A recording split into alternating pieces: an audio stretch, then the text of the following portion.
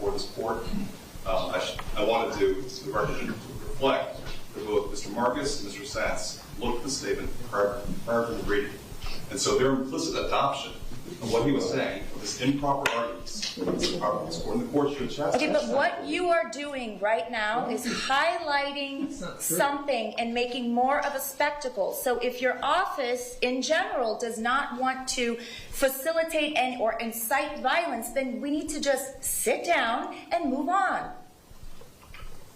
That's it. There were 18 witnesses, 16 or 18 witnesses that testified today. There was nothing that was said until Ms. McNeil made her point made, and, you know, we're moving on. But is the court going to do anything about maybe stopping it from happening again? When these people are upset about specific things that have gone on from that table, like shooting the middle finger up at this court and laughing and joking, Ms. McNeil, be quiet. Hold her in contempt. When these people have sat in this courtroom and watched this behavior from that table, and they want to say that they're not happy about it, what is the problem? Judge, I have no problem because I have thick skin. But once you bring in my children, I think that's highly improper. I didn't even know you have children. I don't know what you're talking about. Your children? What about your children? For them to comment on my children is highly improper, and for this court to allow that kind of testimony is also improper. I don't remember any comments about any children, and if there was, it obviously didn't, it came and went without me noticing it. Judge, I can assure you that if they were talking about your children, you would definitely notice it. You need to sit down right now. You're out of line. In fact, you're excused. You need to go sit in the back with your oh my goodness, chief public defender.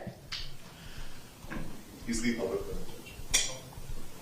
Mr. Weeks, please ask the lawyer from your office to go sit down and not say anything else. To try to threaten my children and bring up my children is inappropriate. Go to the back of the room now. That just violated about every rule of professional responsibility that I have never. If you're going to get up here and you're going to... Judge, I asked you to go sidebar on this matter.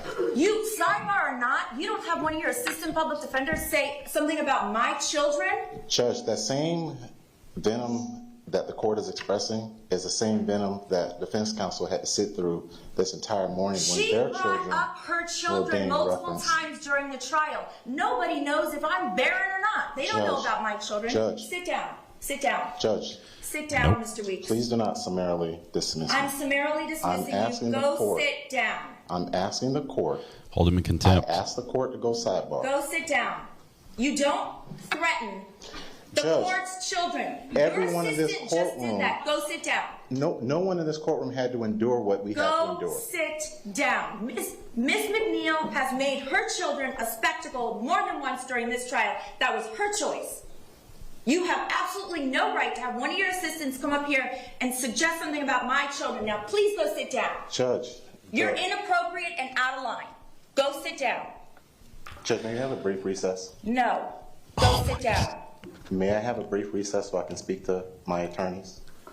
We're moving on with the sentencing, Mr. Weeks. So can I have a brief recess? No. Thank you. It's 1:36. Thank you. State, go ahead and call your next witness.